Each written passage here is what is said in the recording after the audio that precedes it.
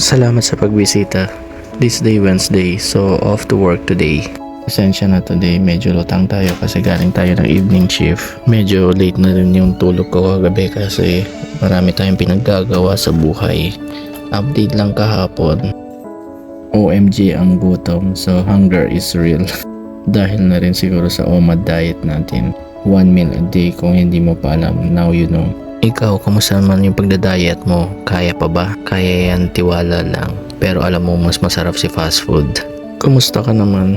Anong pag-uusapan natin? Ikaw na lang, ang balita sa Pinas. Sensya na, hindi ako nanonood ng mga balita sa atin. Kaya I don't know, nakafocus lang kasi ako sa work ngayon. Pero balita ko, malakas yung mga bagyo ngayon. Kaya stay safe. Sa mga kababayan ko sa Pilipinas, stay safe lang kayo guys. And to all my fellow Filipinos, welcome to my channel.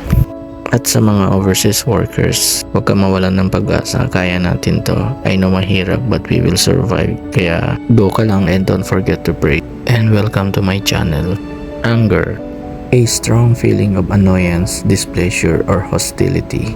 Matinding emosyon ng pagkairita, dismaya, at galit. So yan, tinagalog ko na. Alam Tagalog ng hostility guys, kaya kung alam mo i-comment mo na lang. Ang anger kasi ay hindi mo maiiwasan din sa work. Hindi naman lagi, but sometimes. Isa ako sa mga salarin yan. May mga time kasi na hindi mo maiiwasan na galit ka, galit sa'yo. O talagang galit ka lang sa tao. Kaso nga lang yung control na yun, minsan nahahalata ko. Nadadala ko na pala sa bahay. Feeling ko lang kung ano yung environment meron ka, ma-absorb mo talaga yung energy sa paligid. Kaya madadala at madadala mo yung energy na yan. Anyways, pag sa work nagkasamaan, nagkagalitan, nakakasira ng araw yan, di ba? Kaya sabihin mo pa sa mukha ko na professional ako makitungo or I don't deal with kind of nonsense or whatever. Tao ka rin. Deep down yan, energy is ina-absorb mo na. Mo nararamdaman din ng ibang tao. Yun yung pakiramdam ko. Hindi ba epekto ng gutom? May kausapin mo na baka sa susunod kapagitan na niya ma-absorb mo. Hindi mo talaga maiiwasan yan. May time talaga na mangyayari sa'yo. Buti na lang introvert ako. Mataas yung energy shield ko. Anyway, kahit hindi mo ako kausapin ng million years, okay lang kasi I am introvert. Joke lang, baka seryosohin mo na naman. Pero syempre may mga times na kahit gaano ka compose, mabibisit ka pa rin talaga. Kaya sa akin, iisip ko na lang this is work at gutom lang yan. So dito na ako sa work, mamaya na lang ulit guys. Laters. Fast forward. Yan pala yung lunch ko, drip coffee lang. Sarap.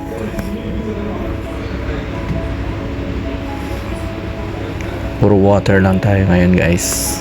Kasi alam mo na, nasa OMAD diet tayo. Day 2. Ito yung kilo ko. So, lunch break. Wala akong food. Maghahanap ako ng matatambayan for 1 hour.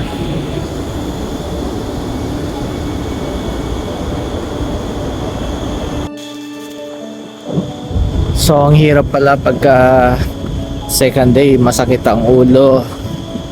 OMAD diet pa more. 1 meal a day pa more.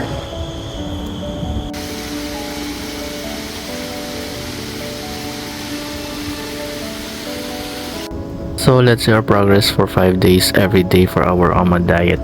2 days pa lang naman, so siguro wala pang effect. Pero tingnan na lang natin.